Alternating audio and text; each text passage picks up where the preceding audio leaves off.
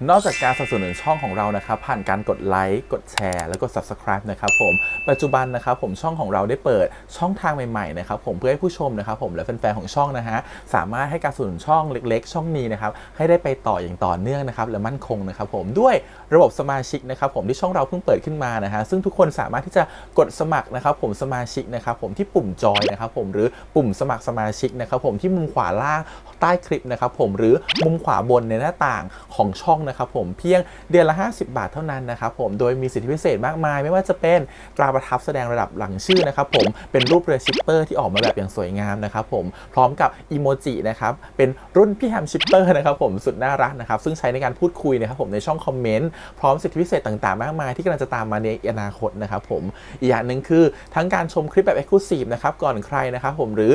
โอกาสที่จะได้ทำกิจกรรมต่างๆร่วมกันในอนาคตนะครับผมก็สำหรับสมาชิกเท่านั้นนะครับผมที่เก็บสิทธิ์นี้เอาไว้ให้กับทุกๆท่านนะครับแต่หากระบบสมาชิกยังไม่หนำใจนะครับผมเรายังมีช่องทางอื่นให้สนับสนุนกันนะครับผมไม่ว่าจะเป็นระบบซุปเปอร์แตงนะครับผมซึ่งหากผู้ชมเนี่ยเจอสัญลักษณ์นะครับรูปหัวใจนะครับผมที่มีดอลลาร์ไซน์นะครับผมหรือสัญลักษณ์รูปเงินดอลลาร์อยู่เนี่ยข้างใต้คลิปใดคลิปหนึ่งเนี่ยสามารถที่จะคลิกนะครับผมเพื่อโดเนทนะครับผมแทนคำขอบคุณนะฮะเพื่อเป็นการสนับสนุนช่องได้นะครับหรือจะเป็นการโดเนทนะครับผ่านบัญชีธนาคารนะครับผมซึ่งได้ใส่รายละเอียดเอาไว้แล้วนะครับข้างใต้คลิปนี้นะครับผมเอาไว้ที่คำบรรยายใต้คลิปนอกจากนั้นนะครับผมเรายังได้เปิด Line Open Chat นะครับซึ่งชื่อว่า ATS Channel Family นะครับผมก็เลยขอเชิญชาวช่องทุกคนนะครับผมเข้าร่วมห้องแชทได้โดยไม่มีค่าใช้จ่ายใดทั้งสิ้นนะครับผมเอาไว้พูดคุยแลกเปลี่ยนข่าวสารกันนะครับผมในครอบครัวของเราและผมได้จัดทำสติกเกอร์ลายรุ่น Lovely พี่แฮมนะครับชิปเปอร์นะครับเอาไว้เป็นสติกเกอร์ที่ใช้พูดคุยกันด้วยนะครับจะได้ใช้คุยกันในกลุ่มก็น่ารักดีนะครับผมหรือจะเอาไปใช้คุยกับเพื่อนๆส่วนตัวก็ได้นะครับไม่ติดอะไรเลยนะครับผมตั้งใจทำออกมามากๆนะฮะเพียงชุดละ35 บาทเท่านั้นนะครับผมใช้ได้ตลอดชีพนะครับผมก็หวังว่าทั้งหมดนี้นะครับผมจะเป็นเรื่องราวดีๆที่จะเกิดขึ้นกับช่องของเราและชาวช่องของเราทุกคนนะครับผมเพื่อมุ่งหน้าต่อไปสู่ปี 2023 ปีนี้และก้าวต่อไปด้วยกันอย่างมั่นคงนะครับผมอย่าลืมสนับสนุนกันนะครับขอบคุณครับ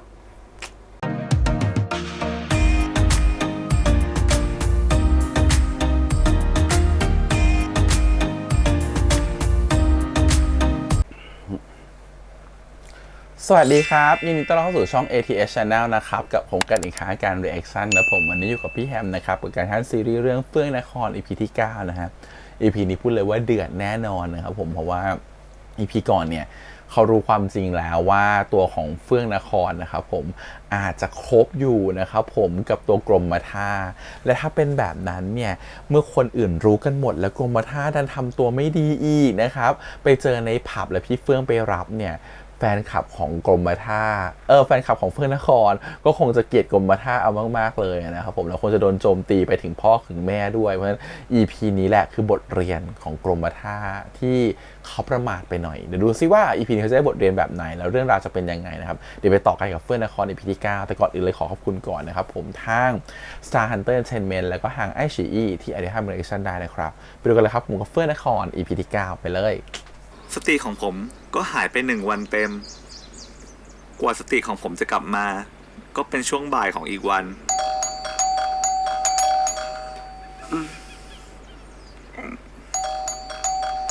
ใครมากดกิ่งวะ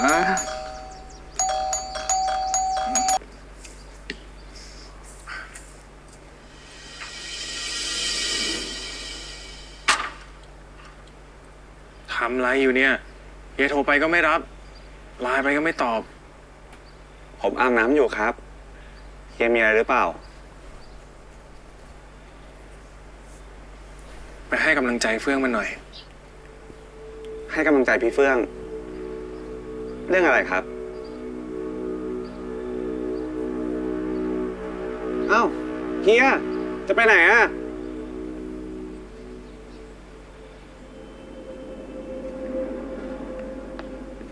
เฟื่องก็รู้ไม่ใช่เหรอว่ามันคือความเสี่ยง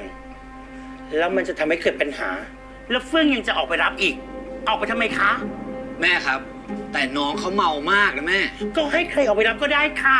ไม่จำเป็นต้องออกไปรับเองมีคนเป็นร้อยเป็นพันรอสแตนบายเฟื่องอยู่24 ชั่วโมงพี่เฟื่องมีปัญหาเพราะผมเหรอครับเอ้ากรมยังไม่รู้เรื่องอ่ะเรื่องอะไรครับ หน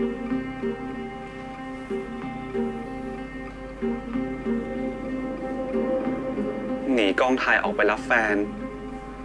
หนุ่มที่แหกตาแฟนขับว่าเป็นแค่ผู้จัดการ เฮ้ย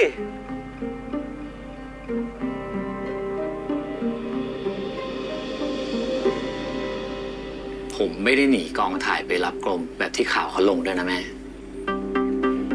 ไม่ต้องบอกก็รู้ค่ะ เฟื่องไม่ใช่ก่อ อ้าวแม่ นี่ผมอยู่ผมเฉยๆเนี่ยทำไมพลาดพิงผมซะแล้วอ่ะหึ สวัสดีครับ สวัสดีจ้ะ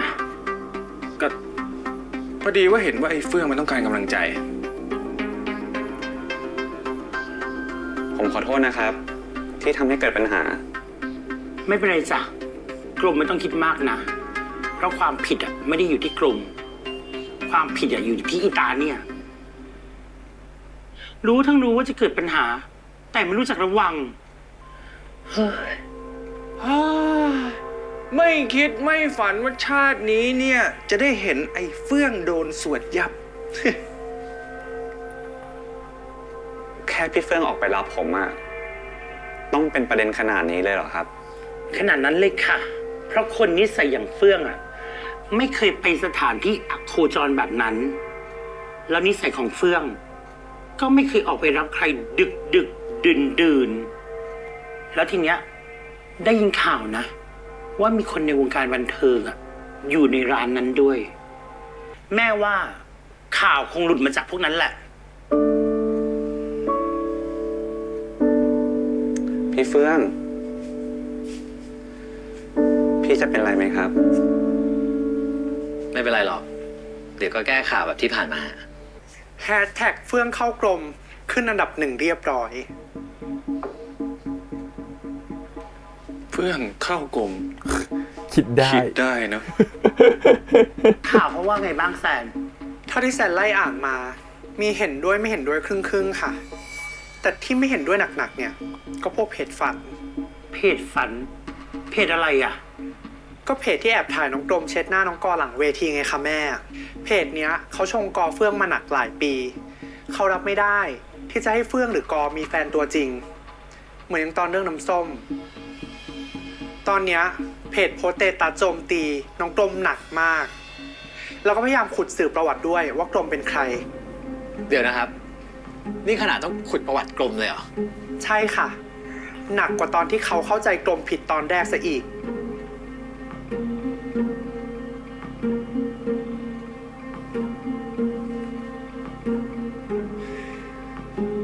นี่กรมเฮียเตือนด้วยความหวังดีนะ ถ้าไม่อยากจิตตก อย่าเข้าไปอ่านเด็ดขาด ขนาดนั้นเลยเหรอวะ ขนาดนั้นเลยแหละ นี่เคยผ่านประสบการณ์อะไรแบบนี้มาแล้ว โดนไม่กี่คอมเมนต์ก็เครียดแล้วจ้ะ ด่าซะไม่มีดี ด่าซะอยากจะรู้จักฉันมา นานโข ด่าแบบ ไม่เคยรู้จักกันมาก่อนแต่ด่าแบบโหเลวซามมากอะ ไม่หรอกมั้ง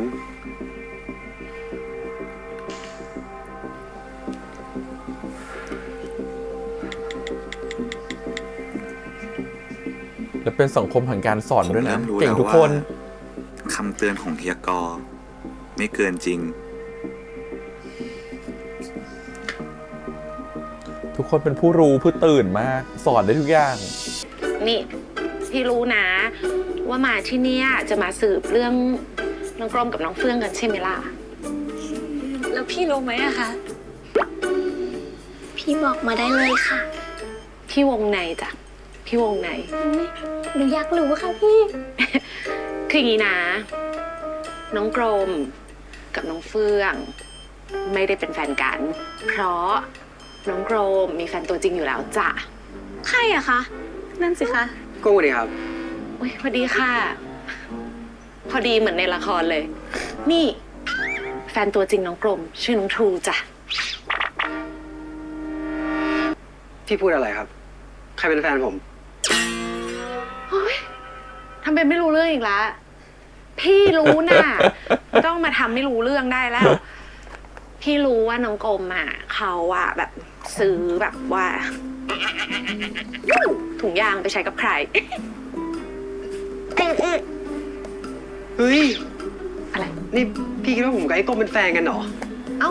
จะบ้าเหรอพี่ ไอ้กรมมันเป็นแฟนกับพี่เฟื่อง โอ๊ย มันจะใช่ได้ยังไง ไม่ใช่ ใช่ ไม่ใช่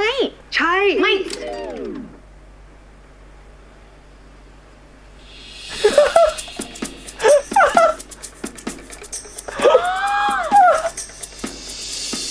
บอกพี่มาเดี๋ยวนี้ว่าเป็นใคร พามาให้รู้จักด้วย แฟนผมอะพี่กุ้งก็รู้จัก กรม พี่ขอคุยเรื่องคิวงานวันพรุ่งนี้หน่อยสิ วันนั้น ครับ แฟนพี่เป็นยังไงบ้าง โอเคครับ แล้วพี่ล่ะ งานเป็นไงบ้าง มีคนจ้องแต่จะถามเรื่องพี่กับกรม แล้วพี่ตอบว่าไง แม่อ้อยบอกว่าไม่ให้พี่ตอบอะไรทั้งนั้น ให้เลี่ยงไปก่อน กรมไม่เครียดใช่ไหม พี่แซนบอกว่ามีข้อความลบๆเขียนถึงกรมเยอะเลยนะ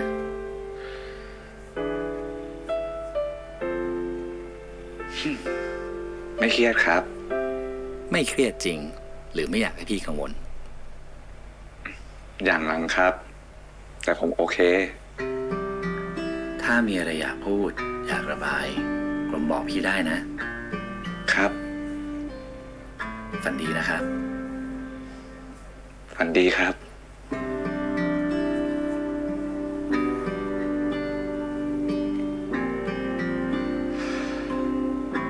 ถึงพี่เฟื่องจะบอกแบบนั้น แต่คืนนั้น ผมก็ฝันร้ายอยู่ดี มันคงเป็นฝันที่เกิดจากความเครียด ความกดดัน จากข้อความที่พวกเขาด่าทอพ่อแม่ของผม จนผมเก็บไปฝัน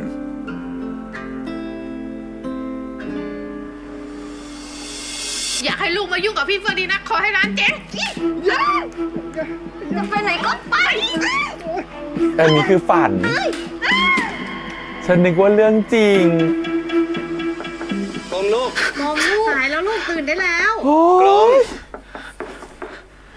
กรม โหดเกินไปหรือเปล่า ทำไมถึงตื่นสายอย่างนี้ล่ะลูก ผมเพิ่งนอนไปตอน7 โมงเองครับ แล้วทำไมถึงเพิ่งนอนล่ะลูก นี่คิดมากเรื่องหนูเฟื่องหรือเปล่าลูก แม่รู้ได้ไงครับ แม่ตามโซเชียล กุ้งบอกนะลูก อ๋อ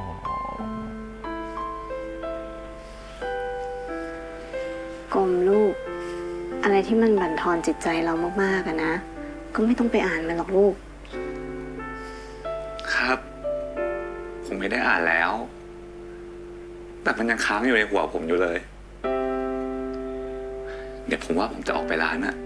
จะได้ไม่คิดฟุ้งซ่าน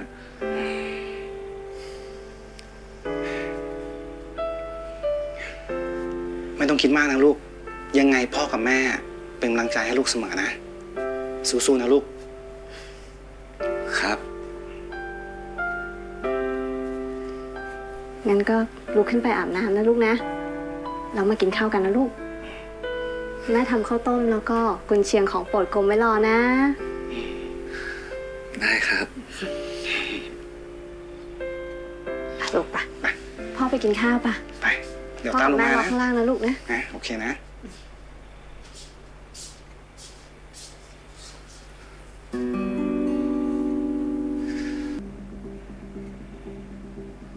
แม่ครับ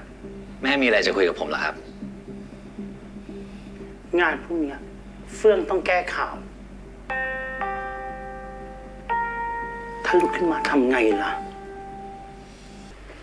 แกร้านเนี้ย ที่ลูกชายเขาเป็นแฟนกับเฟื่องนครอะแล้วในแฮชแท็กฝันสลายนะเว้ย มีข่าวว่าพ่อแม่ของแฟนเฟื่องนครน่ะนิสัยไม่ดีชอบเหยียดคน เอ้าแล้วจะพามาทำไม ก็พามาดูปะวะ ว่าร้านแบบเนี้ย มันจะเจริญไหม โอ้ยมันออกเหอะ ดูก็รู้ว่าไม่เจริญหรอก ก็ว่าอยู่ ลูกก็มันหน้า พ่อแม่ก็คงไม่ต่างปะวะ มีอะไรช่วยหาไหมคะ น้ำยาบ้วนปากแม้ปากจะได้สะอาด ไม่เป็นไรค่ะ พอดีมีแล้ว มีก็ใช้บ้างนะคะ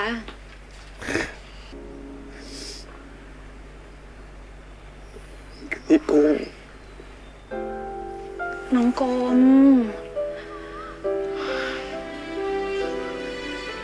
ไหวไหมลูก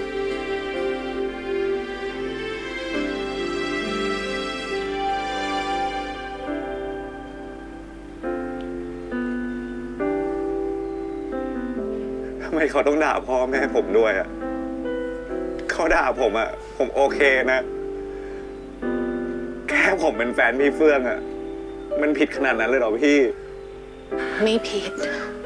น้องกรมไม่ได้ทำอะไรผิดฟังพี่นะ แล้วก็ไม่ใช่ทุกคนคิดแบบนั้น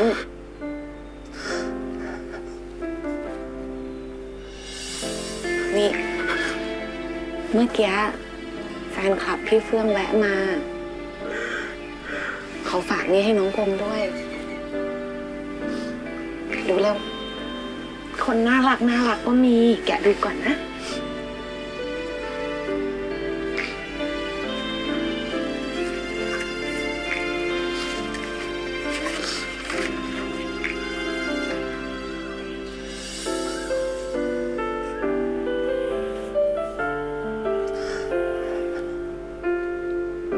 เห็นไหม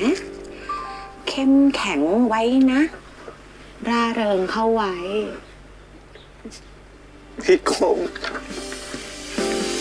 โอ้โหไม่มีใครคิดแบบนั้นเลยนะลูก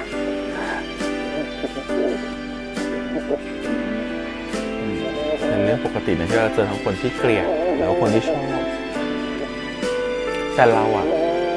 ชอบโฟกัสกับสิ่งที่เขาเกลียดเรามากกว่าสิ่งที่เขาชอบเรา ก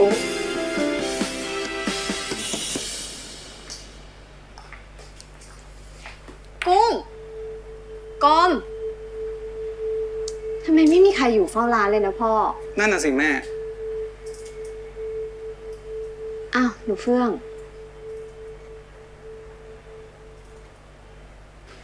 มาหากรมเหรอลูก ครับ ผมมาหากรม แต่ตอนเนี้ยผมอยากคุยกับคุณพ่อคุณแม่มากกว่าครับ พ่อกับแม่เนี่ย ใช่ครับ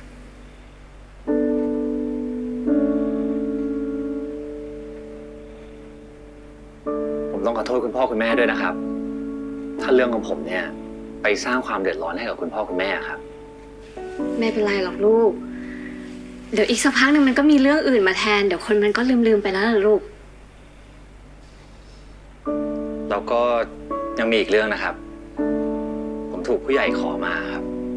ว่าให้แก้ข่าวว่าไม่ได้คบกับน้องครับ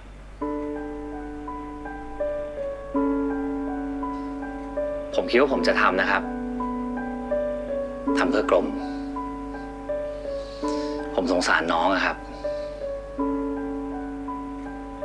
แต่ถ้าคุณพ่อคุณแม่ไม่เห็นด้วยเนี่ย เพราะมันจะเป็นการไม่ให้เกียรติกรม ผมก็จะไม่ทำครับ ว่าไงนะพ่อ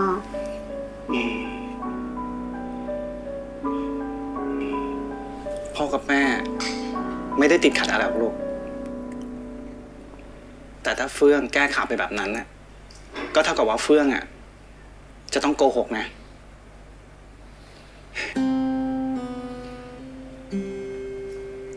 แล้วถ้าเกิดคนจับได้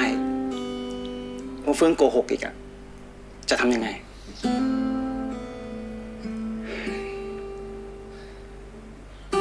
เฟื่องก็จะต้องออกจากวงการ แล้วก็มาช่วยพ่อแม่ดูแลร้านไง ก็ดีนะพ่อไอเดียดีพ่อกรมจะได้อยากกลับมาอยู่เมืองไทยลูก ชอบความคิดบวกมาก จะยอมเปลี่ยนชื่อร้านเลย เป็นอะไรพ่อ เป็นอะไรดีนะ เฟื่องเข้ากลมมินิมาร์ท ชื่ออะไรของพ่อ เฮ้ย แปลกๆนะมันยาวไปนะพ่อ เฟื่องนครก็ FN กรมก็ K FNK มินิมาร์ทเป็นไงลูก ดีเลยแม่ ขอบคุณนะครับ ที่เข้าใจผมอะ แต่พ่ออยากให้เฟื่องรับรู้ไว้นะว่า พ่อกับแม่ไม่ได้สนับสนุนให้เฟื่องโกหก แต่ชีวิตคนเราอ่ะ ฉัน มัน ช ไม่ อบ ได้อยู่กับความจริงกันตลอดเวลาหรอกลูก โอ้ฉันชอบ ถ้าการโกหกอ่ะ มันดีกว่าที่จะพูดความจริงอะโกหกบ้างก็ได้ลูก แต่ว่าพ่ออย่าโกหกนะ ไม่หรอกแม่ ฉันชอบจังเลยอ่ะ อันนี้คือแบบเข้าใจความเป็นจริงของคนหรือของโลกอะนะ อ้าว พี่เฟื่อง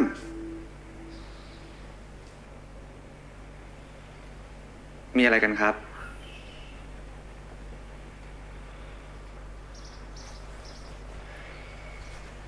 พี่คุยอะไรกับพ่อแม่หรอครับ พี่บอกคุณพ่อคุณแม่ เรื่องที่พรุ่งนี้พี่จะแถลงข่าว พี่จะบอกว่าเราไม่ได้คบกัน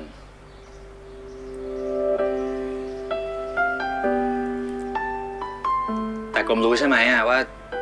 พี่ไม่ได้อยากโกหกอะ ครับ ผมรู้ พี่ไม่ต้องเป็นห่วงผมนะ ผมโอเค ผมโอเคอีกแล้ว ผมโอเคอีกแล้ว พี่กุ้งให้ดู แฟนขับวาดให้เรา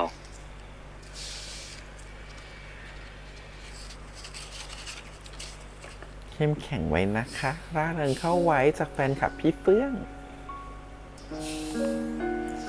เข้มแข็งเข้าไว้นะ ล่าเริงเข้าไว้ น่ารักจัง ใช่ น่ารักมาก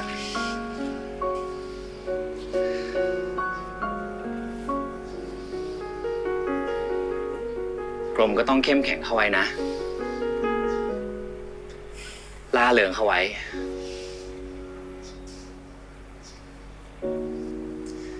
เรื่องทั้งหมดมันจะผ่านไปได้ด้วยดี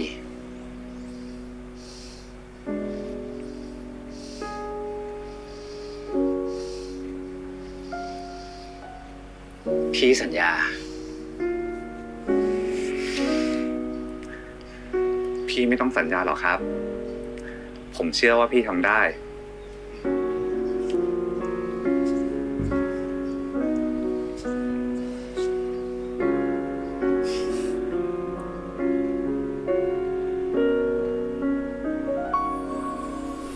ช่วงชีวิตที่ได้มีเธอข้างๆกัน ได้มีเธอในทุกวัน ฉันไม่ขออะไรไปกว่านี้ขอแค่ใจของเราอยู่ตรงนี้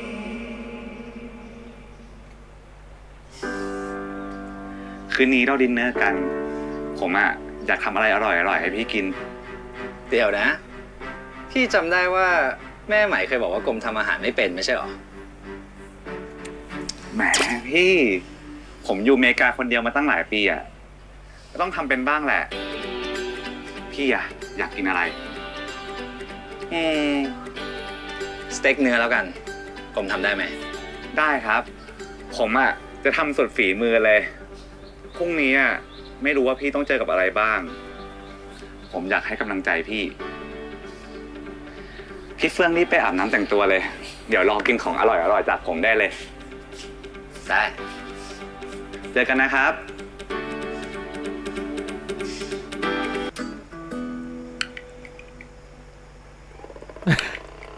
ไม่อร่อย มีเดียมแรร์สุกกำลังดีเลยอ่ะ อ๋อ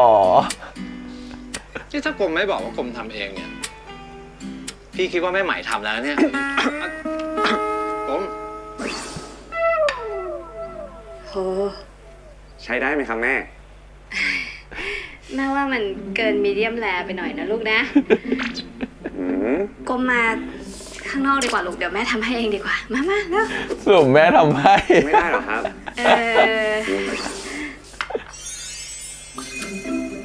เอาไปเสิร์ฟพี่เฟิร์นได้ลูก ขอบคุณมากครับแม่ งั้นเดี๋ยวผมไปก่อนนะ เป็นไรอ่ะ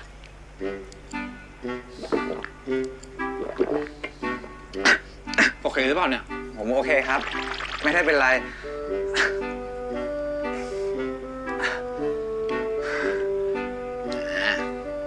แต่เนื้อที่ดีเนี่ย ต้องทานคู่กับซอส ขอชิมนะ เอาเลยครับ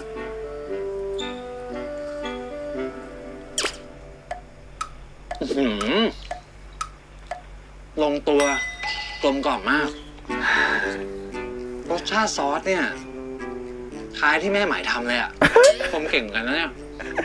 ใช้ได้เลย อร่อยเลย ใช่ไหมครับ สงสัยจะได้แม่มาเยอะ เนี่ย ตอนที่พี่กลืนเข้าไปอ่ะ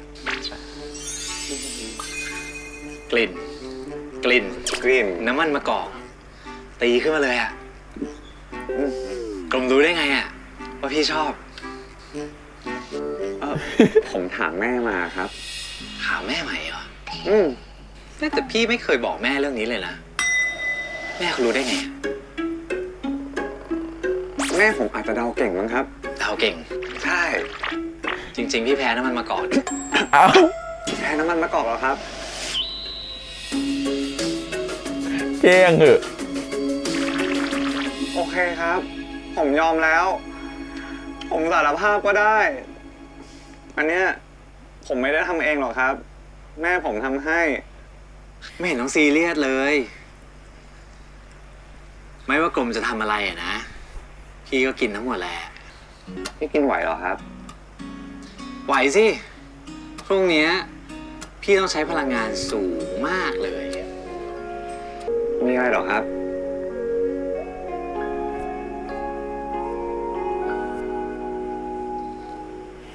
แต่ก่อนที่พี่จะกินของคาวเนี่ย พี่ขอกินของหวาน นะ พอแล้วพอไม่ต้องกินแล้วไม่ต้องกินเติมโปรตีนแล้วเดี๋ยวพอพรุ่งนี้ต้องใช้พลังงานเยอะ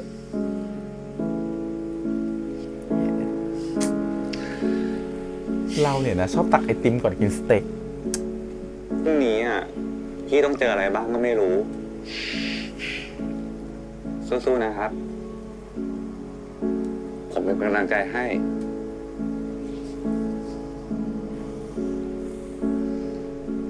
ขอบคุณนะ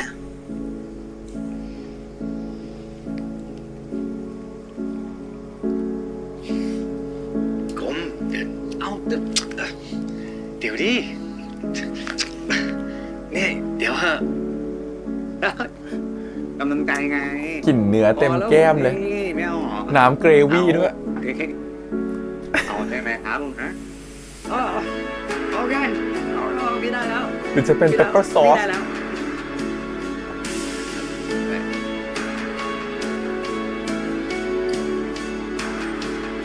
อร่อยไหมครับ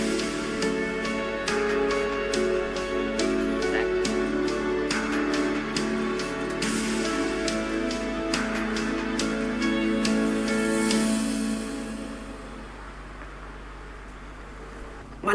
แล้วพวกมึงมาแล้ว เอาข้าวหลามมา ไป เอาด้วยอู้แล้วด้วยเร็ว นี่เลยตัวปัญหา น้องเฟื่องคะด้านนี้ได้เลยค่ะ จงเนี่ย ด้านนี้เลยนะคะ สวัสดีค่ะน้องเฟื่อง สวัสดีครับ สวัสดีค่ะน้องเฟื่อง เป็นยังไงบ้างคะสำหรับงานวันนี้ ก่อนอื่นต้องขอขอบคุณ Bravo BKK นะครับ ที่เชิญผมมาร่วมงาน Lucky Dragon 2024 ครับ น้องเฟื่องคะขอถามนิดนึงนะคะ พอดีมีกรณีที่มีข่าวออกมาค่ะว่าน้องเฟื่องแอบไปรับผู้จัดการตอนกลางคืนช่วยตอบหน่อยได้ไหมคะ ครับ เป็นความจริงครับ วันนั้นเนี่ยน้องเขาเมามากครับ ผมกลัวว่าถ้าให้กลับเองเนี่ยจะเกิดเหตุร้ายครับ เป็นผู้จัดการจริงๆใช่ไหมครับ อย่างที่ผมเคยให้สัมภาษณ์ไปนะครับ น้องเขาเป็นเพื่อนผม แล้วก็เป็นเพื่อนเฮียกอด้วยครับ ผมก็เลยขอให้เขามาช่วยงาน ระหว่างที่พี่แซนผู้จัดการผมเนี่ยพักฟื้นอยู่ครับ แล้วทำไมถึงต้องเป็นน้องคนนี้อะคะ มีคนเคยบอกว่าน้องเฟื่องเนี่ยไว้ใจใครยากมากเลยไม่ใช่เหรอคะ จริงครับที่ผมไว้ใจคนยาก แต่ผมไว้ใจเขาไงครับ เพิ่งเป็นเพื่อนกันได้ไม่นานเองไม่ใช่เหรอครับ เห็นอัพสเตตัสว่ารู้จักกัน ไว้ใจกันเร็วเกินไปหรือเปล่าครับ นั่นน่ะสิคะ เพื่อนใช่ไหมคะเนี่ย ไว้ใจเร็วเกินไปนี่ ผมว่าเรื่องแบบนี้เนี่ย มันมีใครมากำหนดด้วยเหรอครับ ว่านานแค่ไหนถึงจะไว้ใจกันได้ พี่เฟื่องฟาดเลยค่ะ ฟาดมันอีกค่ะ เก่ง ถ้าน้อง มาก เฟื่องตอบแบบนี้เนี่ยหมายความว่าน้องเฟื่องจะยืนยันใช่ไหมคะว่าน้องเฟื่องไม่ได้กำลังคบหาดูใจกับน้องคนนั้นอยู่ ใช่ไหมคะ ใช่ไหมครับ ตอบหน่อยนะคะแฟนคลับรออยู่นะคะ น้องเฟื่องตอบหน่อยสิคะ ยังไงดีอะคะน้องเฟื่อง ครับ ไม่ได้คบครับ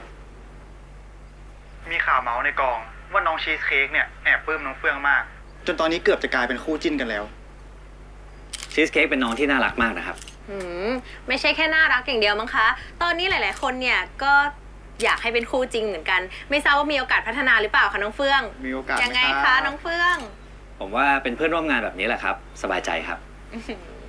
และที่น้องชีสเค้กเขาไม่มีโอกาสเนี่ยหรือเป็นเพราะว่าน้องเฟื่องไม่ได้ชอบผู้หญิงคะ อ้าวยิงคำถามแบบนี้ ไม่ น่า ได้ช ต อบ ก ผู้หญิงเหรอคะน้องเฟื่อง ไอ้นักข่าวคนเนี้ยกูรู้จัก มันคือลูกน้องไอ้พี่ซีมัน อีพี่ซีที่เป็นเจ้าของเพจที่จ้องจะเล่นข่าวพี่เฟื่องกับไอ้กรมอะนะ ดิ สวยแล้วพี่เฟื่อง ขอโทษนะคะเด็กๆ วันนี้พอแค่นี้ก่อนเนาะ ตอบหน่อยสิคะว่าน้องเฟื่องเนี่ยชอบแบบไหน พอดีแฟนคลับเขาอยากรู้นะคะ ผมว่าคนที่ติดตามผมเนี่ยนะครับเขาติดตามผมที่ตัวผลงานครับ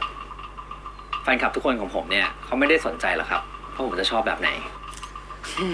แต่จากข่าวกรณีของน้องกรมท่าค่ะ มันก็มีแฟนคลับที่เชียร์น้องชีสเค้กกับน้องเฟื่องเนี่ยเขาสงสัยว่าสรุปแล้วน้องเฟื่องเนี่ยชอบผู้ชายหรือเปล่า เพราะถ้าใช่เนี่ยเขาจะได้ไม่จิ้นกันต่อ ครับตอบหน่อยครับตอบหน่อยครับ ยังไงดีอะคะ อ้าว น้องเฟื่อง ให้ไปจิ้มต่อเฟื่องดีไหมล่ะโอ้ให้ชอบผู้ชายชอบผู้หญิงกันแน่แฟนคลับก็เยอะนะ ขอโทษนะคะเด็กๆ วันนี้พอแค่นี้ก่อนนะคะ น้องเฟื่องเหนื่อยมามากแล้วเนาะ หรือว่าที่น้องเฟื่องไม่กล้าตอบเองเนี่ยเพราะว่ากลัวจะเสียฐานแฟนคลับ ก็ได้ข่าวว่าน้องเฟื่องกำลังจะมีงานโกอินเตอร์ไม่ใช่เหรอคะใช่ไหมคะ น้องเฟื่องชอบผู้หญิงค่ะ จบนะคะเฟื่อง ขออนุญาตขอตัวน้องเฟื่องไปพักผ่อนกันเนาะ แล้วน้องเฟื่องรู้จักคนที่สรุปไหมคะ สรุปใครใครอะ คือพอดีคนสรุปอะค่ะเขาฝากมาบอกว่าขอโทษได้ทำให้เอ็นไม่ติด สรุปเพื่อนน้องเฟื่องเหรอคะ วันนี้ ใครคะน้องเฟื่อง วันนี้ ใครคือสรุปคะ สรุปคือใคร ตอบเลยสิคะน้องเฟื่อง วันนี้ เพื่อนเหรอคะหรือว่าคนรู้จักอะคะ วันนี้สัมภาษณ์แค่นี้ก่อนนะคะ วันนี้ ใครอะครับ วันนี้ขออนุญาตขอตัวก่อนเนาะ ใครอะครับ เฟื่องไปเฟื่องเหนื่อยมามากแล้วนะคะแปะ แฟนเก่าแน่เลยสรุป ใครทำน้องกูวะ ก็มีแต่สรุปมาขายข่าวเองนั่นแหละ ไอ้กรมสรุปคือใครวะ เวลาคนมันดีมากๆอะนะมันจะมีคนมาฉุดให้มันต่ำลง มันชอบนั่นแหละเรื่องแบบเนี้ย เป็นไงบ้างแก ได้คุยกับพี่เฟื่องยัง มันเห็นคนที่ดีกว่าตัวเองไม่ค่อยได้ ยัง ไม่โทรหาเขาล่ะ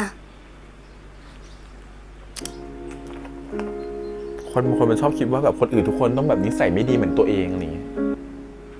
พี่เป็นไงบ้างครับ กรมไปคุยกันข้างในนะ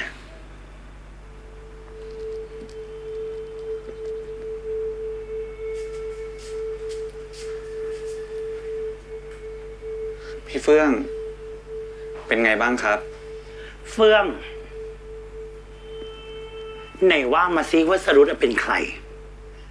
เฮียส่งข้อความมาบอกว่ากำลังกลับอะผมขอรอเฮียกลับมาก่อนนะแม่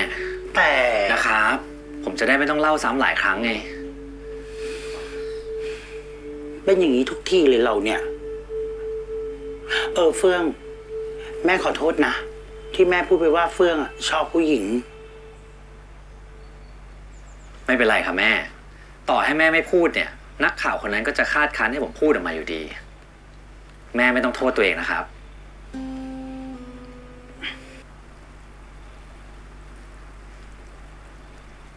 เป็นดิสแพดนี่คือถ่ายมาจากฝั่งนู้นแล้วนะใช้กล้องซูมมาเห็นหมด กรมอยากรู้ไหมว่าสรุปเป็นใคร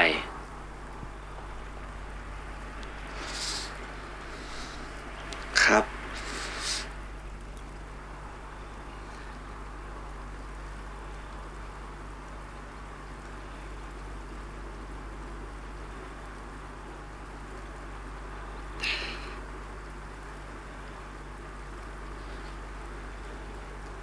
เขาคือคนที่พี่เคยรัก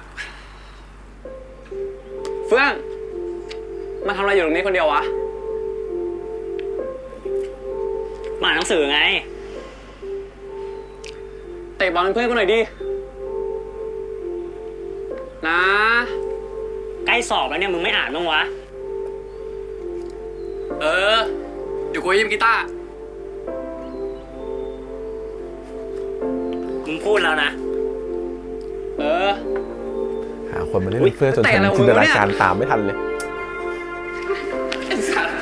เฮ้ย งเรียนเสร็จแล้วมึงอ่านหนังสือหรือเปล่า มึงก็สอนกูดิ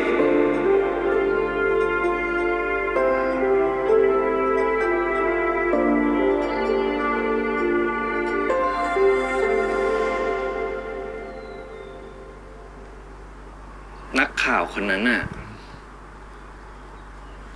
เขาคงไปถามเรื่องพี่จากเพื่อนสมัยมัธยมของพี่ แล้วเพื่อนๆของพี่ก็คงให้ไปถามสรุป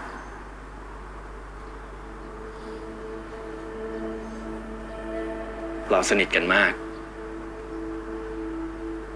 เราแอบคบกัน แต่ไม่มีใครรู้เรื่องนี้เลย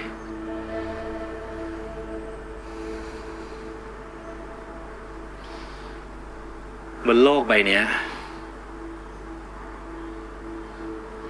มีแค่พี่กับเขาเท่านั้นที่รู้เรื่องนี้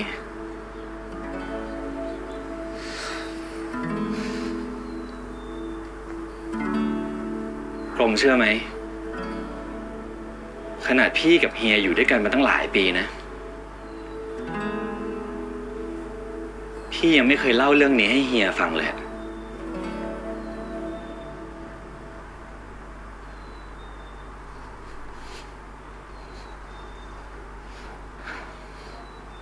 เขาหักหลังพี่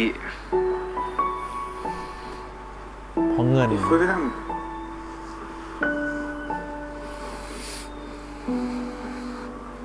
ทำไมเขาถึงหักหลังพี่หรอครับ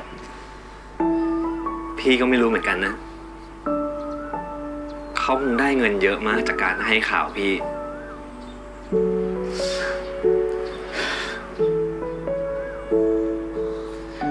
หรือไม่เขาก็เกลียดพี่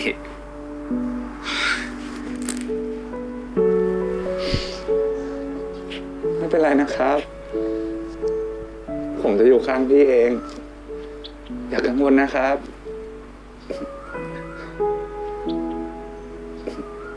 เราจะผ่านมันไปด้วยกันนะ คนคนนี้คือคนที่เฟื่องนครเคยรัก คนที่พี่เฟื่องยังทำตาปวดร้าวตอนที่พูดถึง แต่คนคนนี้กลับขายข่าวของเขาแลกกับเงินก้อนหนึ่ง พี่เฟื่องไม่น่าไปรักคนแย่ๆแบบนั้นเลย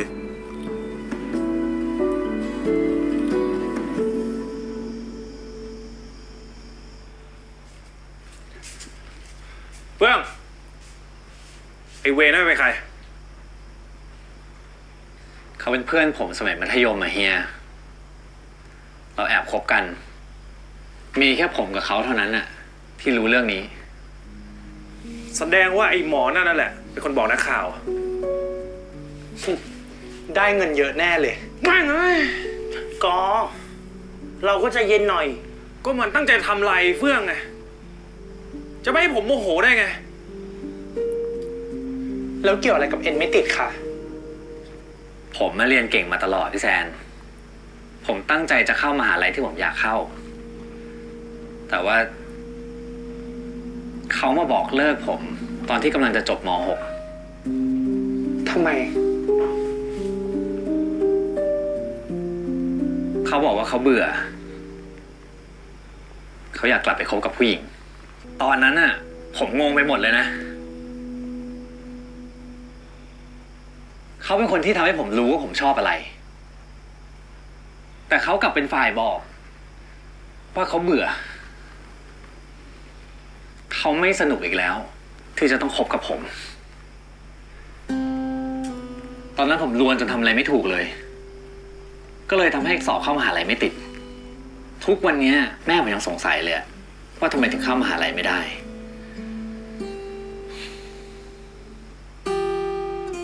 แล้วมีอะไรกันยัง ไอ้ที่ถามเนี่ยไม่ได้หมายความว่าทะลึ่ง แต่ถ้ามีอะไรกันแล้วเนี่ย มันต้องบอกนักข่าวแน่ๆ ยังไงเราก็ต้องเตรียมรับมือกันไว้ก่อนอุดหูผู้ใหญ่เขาจะคุยกัน อุดหูค่ะ ผู้ใหญ่เขาจะคุยกันลูก เหมือนจะไม่ได้ยินเลยอุดแบบเนี้ย ว่าไง มีอะไรกันยัง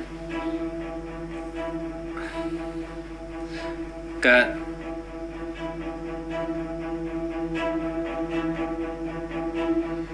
มีแบบเริ่มต้นไหนเงี้ย เริ่มต้น เริ่มต้นคืออะไร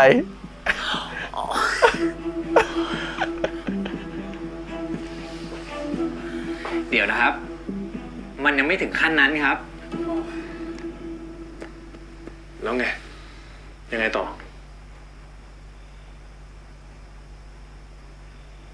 แต่ที่แน่ๆเนี่ย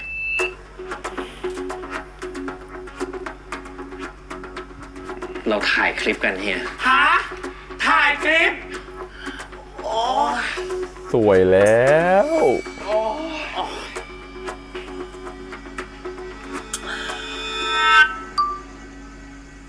มึงทำอะไรอ่ะ ถ่ายไว้ กูอยากเก็บโมเมนต์เราสองคนว่ะ จะดีเหรอวะ เก็บไว้ดูกันสองคน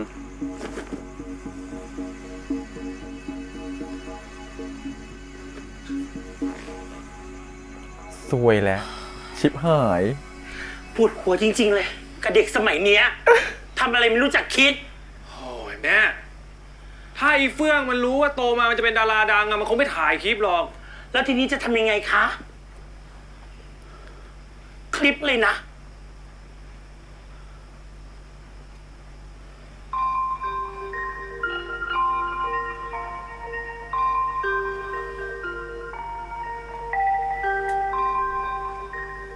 ถ่ายคลิปเลยนะ แล้วแม่จะให้หนูทำยังไง แม่เห็นหน้าหนูไว้ว่าหนูสิ้นหวังขนาดไหนเนี่ย ทุกคนครับ ใจเย็นๆนะ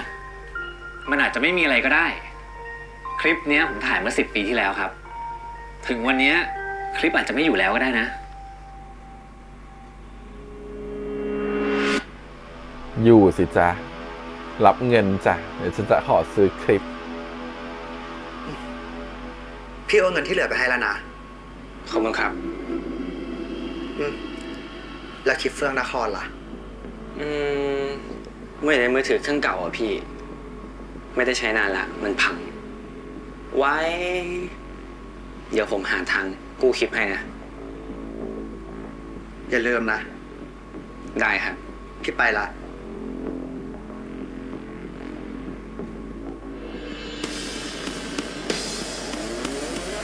สลุดคือใคร แฮชแท็กสลุดเป็นใคร ติดเทรนด์ตั้งแต่เมื่อคืนจนถึงตอนนี้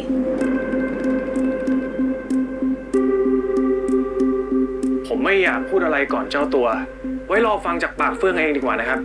เดี๋ยวเฟื่องจะแถลงข่าวเร็วๆนี้ ถ้าน้องเฟื่องคอนเฟิร์มว่าชอบผู้ชาย งานไม่เหลือแน่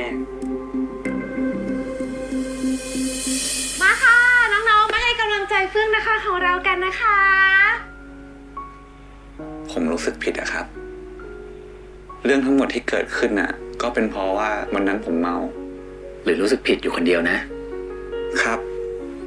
ก็ได้ครับ ผมจะเลิกโทษตัวเอง จะเป็นกำลังใจให้พี่ จะคอยซัพพอร์ตพี่ ให้มากที่สุดเท่าที่จะทำได้นะครับ ชอบการเขียนบทแบบนี้มากเลยอ่ะ มันเหมือนเป็นแบบบทเรียนราคาแพงเนาะ แสนแพงเลยอ่ะ จากการแค่เหตุการณ์บางทีที่เราไม่คาดคิดเนาะ จะแค่เมานิดหน่อย และเหตุการณ์มันก็ลากยาวมาจนถึงจุดนี้เนาะ เรารู้สึกว่ามันเป็นอะไรที่แบบมันเกิดขึ้นได้กับชีวิตคนทั่วไปหรือปกตินะฮะ มันอาจจะไม่ใช่เป็นดาราอย่างเงี้ยได้ แต่บางทีเราแค่พลาดไปจังหวะเดียว แล้วมันก็ล้มเป็นเหมือนโดมิโนอะครับผมและเนระนาดไปหมดเลยรู้สึกว่ามันเกิดขึ้นได้กับทุกคนนะฮะเพราะฉะนั้นบางทีเราไม่รู้เลยว่าเราประมาทตรงไหนแล้วมันจะเกิดเรื่องอะไร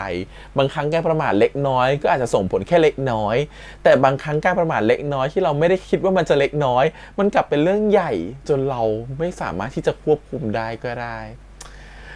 ชอบหลายๆบริบทมากๆใน EP นี้นะครับผมเดี๋ยว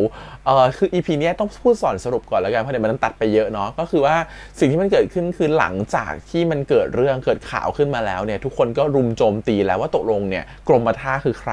โหไปตามสืบตามนู่นตามนี้จนถึงรู้ว่ากรมท่าเนี่ยมีพ่อแม่อยู่ที่นี่ร้านดูนั่นมามินิมาร์ทนี้เดี๋ยวต้องเจอนู่นโอ้โหแบบเต็มไปหมดเลยถึงว่ามีแฟนคลับกลุ่มที่เขาแอนตี้เรื่องนี้อยู่เขาไม่ชอบเขาเป็นแฟนคลับแบบกอล์ฟเฟื่องเขาจิ้นกอล์ฟเฟื่อง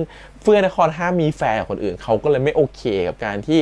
จะมีกรมท่าเกิดขึ้นมานะครับก็เลยโอ้โหเป็นการแบบไปด่าทอกันในโซเชียลเน็ตเวิร์กต่างๆนานาสุดท้ายกรมท่าก็รับฟีดแบ็กไปนะครับผมอ่านในโซเชียลถ้าเผลอไปอ่านเนี่ยก็คือบันหัวโดนด่าก็รับไม่ได้จนมันมีเหตุการณ์ที่เหมือนกับว่าตัวแฟนคลับเองเนี่ยแหละคือมาพูดต่อหน้าเลยแต่ต่อหน้าแบบไม่รู้ว่านี่คือกรมท่านะพูดแบบให้แบบได้ยินอะไรเงี้ยจนกรมท่าก็นอยสุดท้ายก็ได้พี่กุ้งเนี่ยแหละในการที่เหมือนกับช่วยฉุดอารมณ์ขึ้นมานะฮะพอถึงจุดนี้ที่เขาทำใจได้เนี่ยเขาก็มาคุยกับทางตัวของเฟื่องนครก็แบบว่าโอเคเขาต้องขอแถลงข่าวแล้วกัน1เพื่อจะเซฟตัวน้องด้วยให้น้องปลอดภัยจากเรื่องนี้นะฮะเพราะว่าน้องคงจะโดนมาเยอะนะถ้าเขาปฏิเสธแบบโกหกไปว่าไม่ใช่เป็นแฟนกันมันคงทำให้อะไรต่างดีขึ้นแต่ก็ดีนะมีการมาขอคุณพ่อคุณแม่ก่อนว่าจะขอพูดเรื่องนี้คุณพ่อคุณแม่โอเคไหมกับการที่เหมือนไม่ให้เกียรติน้องหรือเปล่าเลยคุณพ่อคุณแม่ก็โอเคสนับสนุนเดี๋ยวค่อยมาพูดเรื่องนี้กันต่อว่าเพราะอะไรนะฮะแล้วสุดท้ายพอปุ๊บเชียร์ให้ก็ไปโกหกนักข่าวว่าเราไม่ได้เป็นแฟนกันเป็นแค่ผู้จัดการแต่ดันโดนนักข่าวเล่นข่าวที่แรงกว่ากลับมาว่าตกลงแล้วคุณชอบผู้หญิงหรือคุณชอบผู้ชายกันแน่เวลาเราโดนคำถามอะไรแบบนี้ครับการที่เขาสุ่มคำถามแบบนี้แสดงว่าเขาอาจจะมีมูลอะไรบางอย่างอยู่และพยายามจะขยี้เหตุการณ์นั้นจริงๆมันไม่จำเป็นต้องเป็นเรื่องคำถามเกี่ยวกับดาราก็ได้นะว่าคุณชอบผู้หญิงผู้ชายจริงๆเป็นคำถามทั่วไปเวลาเรากำลังทำงานหรือเราโดนจิตวิทยาของคนที่มาถามคำถามเราแบบเนี้ยเวลามีyes or no หรือคำถามที่มี two choice ครับแสดงว่าเจ้าตัวมีคำตอบอยู่ในใจแล้วหรือหาหลักฐานมาประมาณนึงแล้วอยู่ในใจวิธีตอบคำถามเหล่านี้ได้หนึ่งคือ ignore ไปเลยคือไม่สนใจคำถามเหล่านี้ไปเลยแล้วเพิกเฉยหรือข้ามไปเลยอีกวิธีการหนึ่งคือการที่คุณจะต้องตอบคำถามใดตอบให้เป็นทางเลือกใดทางเลือกหนึ่งและคุณต้องมีเหตุผลรองรับที่มันดีพอเช่นถ้าตอบว่าชอบผู้หญิงก็ต้องบอกว่าเพราะอะไรที่มันมีผลมากพอแต่ถ้าเขามีเขารู้ความลับคุณอยู่แล้วอะและเขายิ่งคำถามแบบเนี้ยการหนี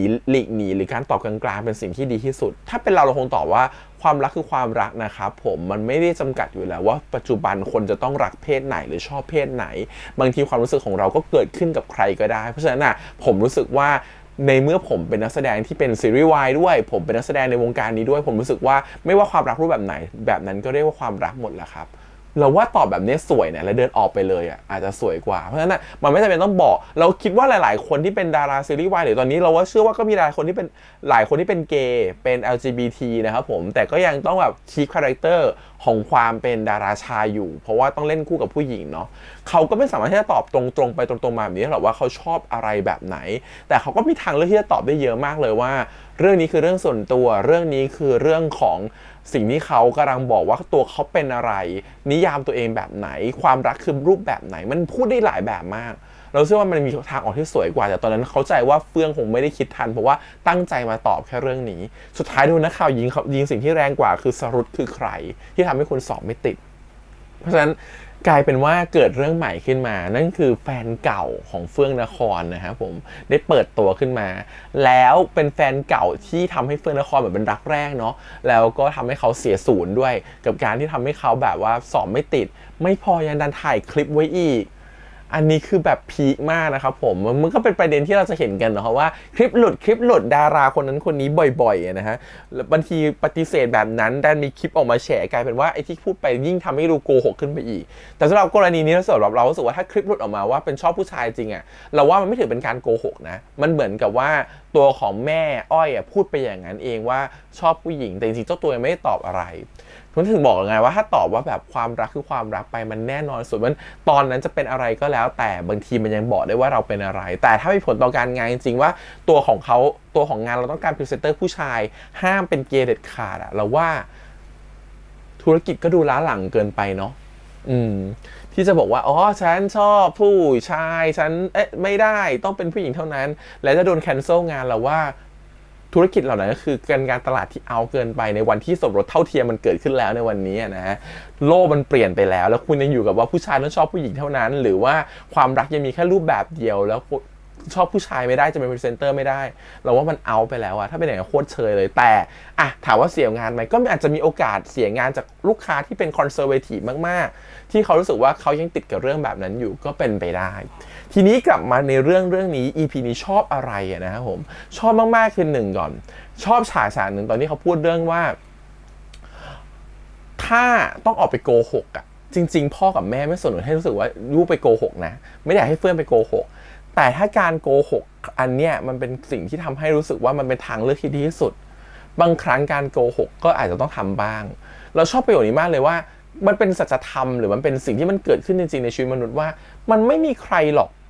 ที่ไม่เคยทำผิดมันไม่มีใครหรอกที่ไม่โกหกแล้วบางครั้งการโกหกอาจจะเป็นสิ่งที่จำเป็นก็ได้หมายความว่าอะไรหมายความว่าหากคุณไม่พูดออกไปหากคุณพูดความจริงออกไปมันจะมีคนเสียหายอีกหลายๆคนก็ได้มันไม่ใช่แค่เราที่เสียหายแต่มันมีคนที่เสียหายไม่ใช่แค่แบบคนใกล้ตัวเราที่เสียหายลูกค้าเราก็อาจจะเสียหายก็ได้เพราะฉะนั้นมันมีอีกหลายๆประเด็นที่ต้องคิดแล้วก็ต้องทบทวนว่าเราควรจะโกหกหรือไม่โกหกในเมื่อทางเลือกที่เราคิดมาแล้วคือการโกหกคือสิ่งที่ดีที่สุดบางครั้งการที่เราฝืนที่จะไม่โกหกเพราะเราเชื่อว่าการโกหกเป็นสิ่งไม่ดีมันอาจจะทำให้คนอื่นเดือดร้อนแล้วเราอาจจะลำบากและคนอื่นก็จะลำบากไปพร้อมกับสิ่งที่เราตัดสินใจก็ได้เพราะฉะนั้นน่ะมันก็เหมือนที่พ่อแม่พูดเลยว่าบางครั้งการโกหกถ้ามันก็จำเป็นเหมือนกันอะไรเงี้ยแล้วเราเชื่อว่าทุกคนบนโลกอ่ะถ้าจะไม่มีคนโกหกเลยเราเชื่อว่าอาจจะ0.1% หรือ 1% แต่เราเชื่อว่า99คนเคยโกหกมาแล้วบางครั้งการโกหกที่คุณบอกไม่ได้โกหกแต่มันคือการเป็นไวท์ไลน์นะฮะเช่นคุณแบบว่าจะกลับบ้านดึกคุณบอกพ่อกับแม่ว่าอ๋อทำงานอยู่แต่คุณกำลังกินข้าวกับเพื่อนอยู่ก็อาจแค่นี้ก็เรียกว่าการโกหกแล้วนะฮะมันมีหลายเลเวลของการโกหกฉะนั้นรู้สึกว่ามันเป็นสิ่งที่เราเข้าไปแตะมาได้ง่ายมากศีล5ข้อครับผมมันเป็นสิ่งที่เราทำผิดได้ง่ายตลอดเวลาถ้าเราไม่มีจิตใจหรือสติที่มากพอเพราะฉะนั้นการโกหกเป็นสิ่งที่มันอยู่ในปากเราอยู่กับปากเรามันพูดออกไปได้ง่ายที่สุดละแล้วมันก็พูดออกไปโดยที่บางทีเรามองว่าไม่กระทบใครเราก็เลือกที่จะโกหกทันทีได้เหมือนกันเพราะฉะนั้นนี่คือสิ่งที่เรารู้สึกว่ามันไม่ใช่เรื่องดีเหมือนที่พ่อแม่พูดเลยแต่มันก็ไม่ง่ายที่จะคิดว่าจะทำหรือไม่ทำในกรณีที่มันเป็นกรณีแบบนี้นะฮะอันนี้เราชอบมากที่เคสเขายกแบบนี้ขึ้นมาอีกเรื่องนึงที่ชอบคือว่าเรื่องที่ตัวละครอย่างโกรมาท่าโดนแฟนคลับโจมตีเราเหมือนที่เราพูดไป EP ก่อนเลยว่ามันไม่มีทางหลีกหนีพ้นหรอกคนที่เป็นแฟนคลับอะหรือคนทั่วไปทุกคนเวลาไม่จำเป็นต้องเป็นดาราก็ได้คนเขามองเราอะมันมี2ทางอยู่แล้วมีทั้งชอบและไม่ชอบเราไม่สามารถทำให้ทุกคนบนโลกมาชอบเราได้หมดนะฮะแล้วคำพูดของพวกเขาอะมันก็บั่นทอนเราจิตใจเราได้แบบทันทีเราเชื่อว่าคำพูดมันฆ่าคนได้จริงๆเพราะว่าเราเคยเจอเหตุการณ์เหมือนกันในโซเชียลมีเดียเราเคยพูดถึงเรื่องนึงโพสต์ลงไปใน Twitter เสร็จแล้วก็มีคนเข้าใจในสิ่งที่เราพูดผิดไปแล้วไปตีความผิดไปแล้วก็สิ่งนั้นน่ะกลับมาด่าเราแรงด่าไม่ดีด่าแบบโหแบบด่าเยอะอะด่าแรงเลยอะด่าเหมือนรู้จักเรามาก่อนด่าเหมือนไปรู้จักเรามาจากที่ไหนก็ไม่รู้แล้วด่าเหมือนแบบไม่ใช่เรื่องจริงอะแต่มโนไปเองแล้วก็เอามาด่าซึ่งถามว่าพอไปอ่านแล้วเสียเซลล์ไหมเสียเซลล์มากรู้สึกแบบนี่ไม่ใช่ตัวฉันเลยทำไมเขาเอาเรื่องอะไรมาด่าฉันเนี่ยทำไมถึงเป็นแบบนี้อะไรเงี้ยทำไมเขาถึงมองเราไม่ดีเราไปทำอะไรให้เขาไม่ดีหรอทำไมเขาถึงมองเราแย่แบบนี้แล้วยิ่งเราไปอธิบายยิ่งไปต่อเถียงยิ่งแย่ยิ่งบานปลายนะฮะแต่สิ่งที่มันดีมากๆเลยคือมันมีอีกกลุ่มหนึ่งที่เขาพิมพ์มาหลังบ้านว่าซัพพอร์ตเสมอนะครับอยู่ข้างๆเสมอมีอะไรบอกได้นะครับผมชอบพี่แฮมมากๆเลยเชื่อว่าพี่แฮมไม่ใช่คนแบบนั้นแล้วว่าคำพูดพวกนี้โคตรมีพลังอ่ะเราถึงได้ตกผลึกตั้งแต่วันนั้นว่าคำพูดฆ่าคนได้และคำพูดก็เติมเต็มใจคนได้เหมือนกันแต่การที่มันจะฆ่าคนได้มันอยู่ที่เราเลือกที่จะให้มันฆ่าเราหรือเปล่าหรือเราเลือกที่จะเอาตัวเราไปสนใจคำพูดที่มันมีอิทธิพลในทางบวกกับเรามากกว่าและต่อให้ไม่มีคำพูดทางบวกมาหาเราเลยเหมือนไม่มีใครมาวาดรูปให้กับเฟื่องและโกมาท่าเลยสิ่งที่เราต้องทำตัวเราเองได้คือเอาตัวเองออกจากพลังงานลบๆที่มันไม่จริงที่มันด่าเราโดยที่เขาไม่รู้ว่าเราเป็นอะไรเขาอาจจะด่าพ่อแม่เราเขาจะทำให้รู้สึกว่าเราแย่มากๆเลยแต่ถ้าเราเอาตัวเองออกจากตรงนั้นได้โดยที่เราไม่ได้ไปคิดต่อมันทำให้เราเบาขึ้นเยอะก็ได้แล้วว่าสิ่งนี้คือสิ่งสำคัญนะฮะเพราะว่าการที่ คนเราไม่มี barrier ในการกำแพงหรือกั้นอะไรอย่างเงี้ยต่อให้บางทีกำแพงดีแค่ไหนนะเจอคำพูดบางคำพูดไปมันก็จี๊ดใจเหมือนกันนะแต่ถ้าเราไม่มีภูมิคุ้มกันอะไรแบบนี้เลยฮะบางทีมันทำให้เราใช้ชีวิตลำบากนะฮะเพราะอย่าลืมนะฮะในทุกๆสังคมมันจะมีมากมีน้อยแตกต่างกันไปแต่มันต้องมีคนที่เกลียดเราไม่พอใจเราอยู่แล้วและอย่าลืมว่ามนุษย์คนเรามันจะมีคนกลุ่มนึงที่เป็นพวกที่แบบฉันเชื่อว่าทุกคนต้องเลวเหมือนฉันหมดเหมือนอารมณ์ว่าผู้ชายเชื่อว่าผู้ชายทุกคนต้องเจ้าชู้หมดผู้หญิงทุกคนต้องเชื่อว่าผู้หญิงทุกคนแบบ ถ้าสมมุติทำตัวเรียบร้อยคนแบบนี้คือแบบดัดจริตไม่ใช่แบบเรียบร้อยจริงคือมันจะมีแพทเทิร์นเขาเรียกว่าพาราดามในหัวครับว่าคนต้องเป็นแบบที่ฉันคิดทุกๆคนฉันเคยเจอโลกมาเยอะ110แบบ10คนก็เป็นแบบนี้หมดงั้นคนที่11ก็ต้องเป็นแบบคนใน10คนแรกเหมือนกันแต่เขาลืมไปว่าโลกมันกว้างกว่านั้นมันมีคนหลากหลายกว่านั้นแล้วคนพวกเนี้ยจะชอบคิดหรือชอบคำให้คนอื่นน่ะเทียบเท่ากับตัวเองยิ่งเราตัวเองเป็นคนที่รู้สึกแย่เท่าไหร่ยิ่งรู้สึกว่าเราเป็นคนที่นิสัยแบบเนี้ยสมมติเขาเป็นคนเจ้าเล่ห์ฉันเป็นคนที่นิสัยไม่ดีเขาก็จะคิดว่าคนอื่นก็ต้องเป็นเหมือนเขาเช่นกันแล้วว่านักข่าวอย่างคุณซีเนี่ยเป็นแบบนั้นคือเขาบอกว่าไม่มีใครดีร้อยเลิศไป 100% หรอกมันต้องมีจุดด่างพร้อยบ้างและฉันหมั่นไส้เหลือเกินที่คนนี้มันดูเพอร์เฟกต์กว่าทุกอย่างฉันจะเป็นคนหาข้อพิสูจน์ที่เขาว่าคนเนี่ยมีความด่างพร้อย1มันคืออยากเอาชนะเนาะ2มันคือความสะใจ3มันคือการที่ตัวเองเป็นนิสัยพื้นฐานแบบนั้นน่ะขี้อิจฉาริษยาเราก็มองคนอื่นน่ะมันไม่ได้มาด้วยความสามารถมาด้วยความเรื่องอื่นๆหรือนิสัยเหมือนเราก็จะไปฉุดเขาให้ลงมาเท่ากับเราอยู่ดีมันถึงต้องไปเฟ้นหาโอ้โหแฟนเก่าอะไรแบบนี้ซึ่งมันไม่จำเป็นเลยถูกปะแต่มันคือต้องการเอาชนะต้องการที่จะชนะให้ได้ว่าฉันแหละคือคนแหกแกว่าจริงๆแล้วแกมีแฟนเป็นใครแกเป็นเกย์หรือเปล่าต้องการแค่นั้นน่ะและจุดประสงค์คือการอะไรคือขายข่าวเพราะฉะนั้นแล้วคนแบบนี้น่ากลัวแล้วมันทำให้เราเห็นว่ามันมีคนแบบนี้อยู่ไงเพราะฉะนั้นเราเลยต้องระวังคนแบบนี้ให้มากเราถึงต้องระวังตัวเองให้มากชอบที่แม่อ้อยบอกว่ายูผิดนะเฟื่องนครที่ยูเอาตัวเองไปรับตัวของกรมท่าในวันนั้นมีอีกตั้งหลายคนให้คุณเรียกใช้ไปรับตัวกรมท่าซึ่งเราว่าตรงนี้มันคือถูกมากๆเลยว่าบางทีปัญหามันเกิดจากตัวเขาทำตัวเขาเองนะฮะโอเคพอเป็นแบบนี้เนี่ยสิ่งที่มันเกิดขึ้นคือตอนเนี้ยพอเวลามันโดนเหยียบซ้ำแล้วมันก็จะโดนเหยียบซ้ำเรื่อยๆมันก็จะมีคนไม่หวังดีคนไปขุดคุยนู่นนี่พอขุดเจอเรื่องใหม่ก็จะต่อไปได้เรื่อยๆนะฮะซึ่งบางทีมันก็ไม่สามารถจะหยุดมันได้แล้วมันบานปลายไปแล้วถ้ามันบานปลายจนมากระทบกับตัวเราก็ต้องตัดสินใจแล้วว่าเราจะปล่อยมันบานปลายแบบนั้นไหมเพราะเรามีความผิดร่วมกับสิ่งที่มันเกิดขึ้นตรงนี้นะฮะก็ต้องรอดูตัวละครอาทิตย์หน้าว่าตัวละครจะเป็นยังไงเมื่อมันจะโดนแฉไหมเพราะตัวที่แฟนเก่ามานี่ก็ไม่ธรรมดาเหมือนต้องการเงินนะฮะเหมือนต้องการจะเรียกเพิ่มขึ้นถึงแบบไม่ได้ให้คลิกไม่ทันทีแล้วว่าตรงนี้แหละคือสิ่งที่แบบสำคัญเลยว่าตัวละครตัวนี้เป็นตัวแปรสำคัญแต่ในเรื่องความรักเราเชื่อว่าตัวละครมันรักกันไปแล้วมันคงไม่ปล่อยมือจากความรักอยู่แล้วแหละแต่มันเป็นเรื่องราวของอิทธิพลอื่นๆมากกว่าที่ส่งผลต่อความรักของเขาทั้งคู่อะไรเงี้ยก็ต้องรอติดตามดูกันนะครับตรงนี้รู้สึกว่าเราว่า EP นี้เป็น EP ที่ชอบในการเขียนบทหลายๆบทเลยนะฮะแล้วก็ชอบอีกอย่างหนึ่งคือความรู้สึกคือมันได้เห็นว่าจริงๆแล้วถึงจะเป็นวงการบันเทิงก็จริงแต่เขาก็ดึงความบันเทิงออกมาได้อีกหลายๆแง่มุมแต่ในขณะเดียวกันมันก็มีวงการอื่นๆเหมือนกันที่เขาก็จะเจอสถานการณ์คล้ายๆกันแบบนี้แล้วเขาก็ต้องรับมือแต่แค่มันไม่ใช่คนนั้นที่มีไมค์มาจ่อเนาะแต่มันก็ต้องแก้ปัญหาด้วยตัวเขาเองแล้วก็รับมือให้ได้อยู่ดีอะไรเงี้ยโอเคก็ถือว่าเป็นอีก EP ที่แบบได้แง่คิดเยอะเนาะสำหรับเรานะเราชอบมันได้เห็นหลายๆมุมมองดีโอเคก็หวังว่าทุกคนจะชื่นชอบเช่นกันนะครับว่าวันนี้ประมาณนี้ครับผมฝากกดไลค์กดแชร์กด Subscribe นะครับหรือสิ่งทาง YouTube Instagram Twitter แล้วก็ Facebook วันนี้พี่แฮมไปก่อนนะครับเดี๋ยวมาดูกันต่อสัปดาห์หน้าว่าตกลงสรุปเนี่ยเขาจะมาต่อรองเอาอะไรนะครับวันนี้พี่แฮมไปก่อนครับบ๊ายบาย